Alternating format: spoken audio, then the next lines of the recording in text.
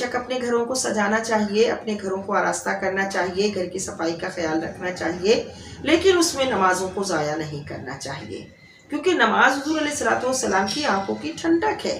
ہم نماز پڑھیں گے تو حضور کی مبارک آنکھیں ٹھنڈی ہوں گی، تو اس کے لیے نماز کو ضائع ہرگز نہیں کرنا۔ اور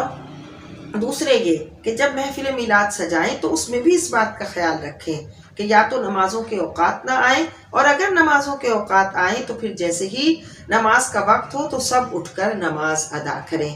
ہوتا یہ ہے کہ ادھر محفل میلاد ختم ہوئی اور ہم دیکھتے ہیں نماز کا وقت ہوتا ہے، سب بیٹھے ہوئے باتیں کر رہے ہیں، لنگر کھا رہے ہیں، اور اس کے بعد اپنے گھروں کو چلے جاتے ہیں اور نماز نہیں پڑھتے، تو یہ غلط ہے۔ نماز کا اہتمام ضروری ہے۔ دوسرے کہ جب محفل میلاد میں آئیں تو وہاں بالکل سادہ طبیعت، سادہ حلیے کے ساتھ حضور کے عشق و محبت میں ذہن کو اس طرف کر کے